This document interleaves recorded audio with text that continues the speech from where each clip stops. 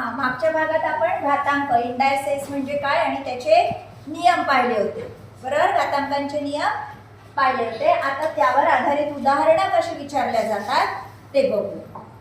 काय आहे पहिलं गणित? 81 स्क्वेअर गुणिला 21 स्क्वेअर काय 81 चा वर्ग गुणिला 27 चा वर्ग भागिला 9 चा घन गुणिला 3 चा घातांक 5 बरोबर x चा घन. तर x बरोबर किती? ठीक आहे, म्हणजे आधी काय आपल्याला काय करावं लागेल? हे सोडवावं लागेल. आता तुम्हाला माहिती आहे, हे नियम माहिती आहे की बेस समान असताना आपण घातांकांची काय करतो? गुणाकारामध्ये बेस समान असेल तर घातांकांची बेरीज. आता बघू आपण ह्या सगळ्यांचा बेस समान करता येतो का? हा, 81 आहे, इकडे 27 आहे, 9 आहे, 3 आहे. तर आपण 81 हे कसे लिहू शकतो? 3 चा कितवा घात? 3 चा कितवा घात म्हणजे 81 चौथा घात. माहिती आहे तुम्हाला? 3 raised to the power 4 is equal to 81. 27 3 चा घातांक 3 किंवा 3 चा क्यूब. 9 म्हणजे काय? 9 म्हणजे 3 चा स्क्वेअर बरोबर. ते तर 3 चा घातांक 5 आहे, ते काही बदलायची गरज नाही. आता इथे 81 चा स्क्वेअर आहे म्हणजे ह्याचा सुद्धा काय होईल? स्क्वेअर होईल. 21 चा स्क्वेअर आहे म्हणजे ह्याचा काय होईल? स्क्वेअर होईल. 9 चा घातांक 3 आहे म्हणजे याचा काय होईल? क्यूब होईल. ठीक आहे.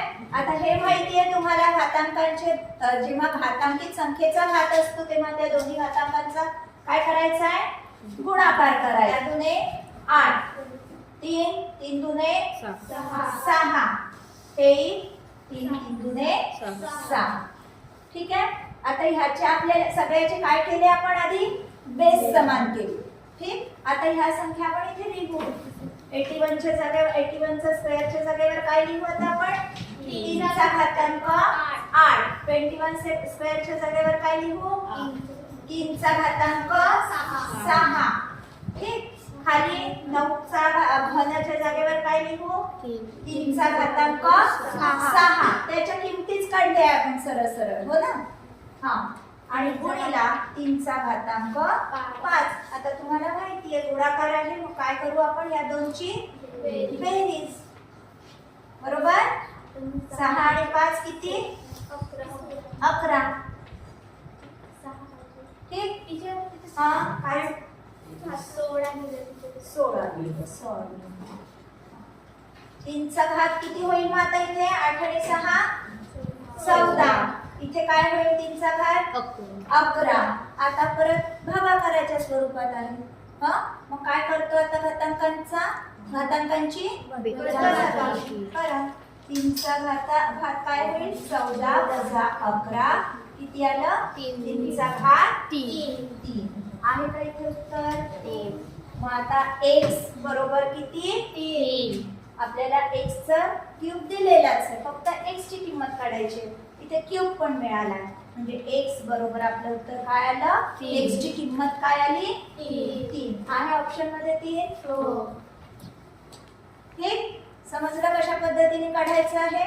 ते सगळे नियम आपल्याला इथे लावायचे. त्याच्या आधी आपल्याला काय केलं? आपण बेस समान केला. असं आपण जर सोडवायला गेलो असतो 81 चा वर्ग काढा, मग 27 चा वर्ग काढा, 9 चा घन काढा, तर आपल्याला खूप लांब गेलं असतं. म्हणून आपण नियम वापरायचा होता आपल्याला.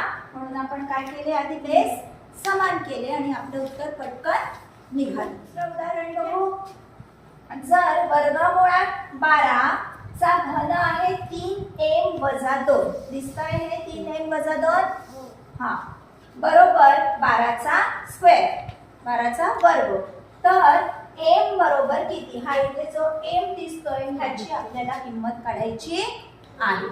ठीक आहे. आता जर या वर्गमुळाला आपल्याला हटवायचं असेल तर काय करावं लागेल आपल्याला? इथे 12 चा वर्ग आहे, त्या 12 च्या वर्गाचा वर्ग करावा लागेल बरोबर. इथून जर वर्गमूळ हटवायचं आहे आपल्याला तर काय होईल? 12 च्या वर्गाचा वर्ग. म्हणजे कसं लिहू आता हे आपण? 12 3m वजा 2 बरोबर. आता इथून आपण हे हटवला म्हणून काय करू, इथे 12च्या वर्गाला वर्ग. ठीक. मग काय आलं, 12चा वर्ग 3m वजा 2 बरोबर 12चा काय आला इथे, आता बेदुने 4.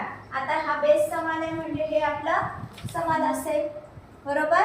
मग काय 3m वजा 2 बरोबर 4. आता याची किंमत तुम्हाला काढता येते. काय 3m हा इकडे गेला 4 आणि 2 6. m बरोबर 6 भागिला 3 बरोबर 2. आहे ऑप्शन मध्ये 2. ठीक आहे. अशा पद्धतीने आपल्याला पूर्ण उदाहरण सोडवायचं. आता हे उदाहरण बघू. पुढील पैकी कोणत्या पदाची किंमत सर्वात जास्त आहे. ऑप्शन्स दिलेले आहेत.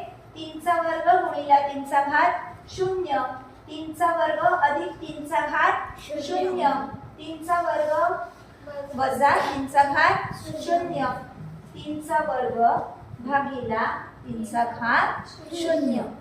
ठीक. आता हे आपण सांगू शकतो पूर्णांक संख्यांचा वजाबाकी आणि भागाकाराचं उदाहरण नेहमी कसं येत असतं, कमी येत असतं बरोबर.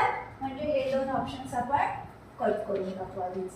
आता ह्याच्यामध्ये तुम्हाला वाटू शकतं गुणाकाराचं उत्तर नेहमी जास्ती असतं, हो ना. सोपा प्रश्न आहे असं वाटू शकतं. पण आता हे आपण सोडवून बघू. काय 3चा वर्ग गुणिला 3चा घात 0. काय येतं रे, 3चा वर्ग किती, 9 गुणिला 3चा घात 0 म्हणजे किती, 1. आता हे सोडवू. हे किती आलं, 9. हे बघा आता 3चा वर्ग अधिक 3चा घात 0, 3चा वर्ग 9 अधिक 3चा घात 0 म्हणजे किती, 1. आणि याचं उत्तर काय येईल, 10.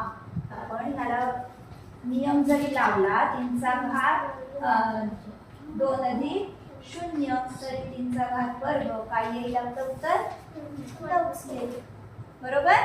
हा इथे मात्र काय होणार आहे, त्या 3च्या घात 0चा 1 ची काय होणार आहे, याच्यामध्ये बेरीज होणार आहे. आणि म्हणून सगळ्यात जास्त किंमत कोणत्या पदाची आहे, दुसऱ्या पदाची. ठीक आहे. आलं लक्षात. या ऑप्शनला आपण काय करणार, त्याचा गोल भरणार. ठीक. आली 3 उदाहरणं लक्षात. अशा प्रकारची स्वतःच्या मनाने उदाहरणं तयारी करायची. व्हिडिओ आवडल्यास नक्की लाईक, शेअर आणि कमेंट करा. आणि हो, सबस्क्राईब केलं नसेल तर अवश्य सबस्क्राईब करा, म्हणजे मी नवीन अपलोड केलेल्या व्हिडिओजचे तुम्हाला नोटिफिकेशन्स मिळतील. धन्यवाद.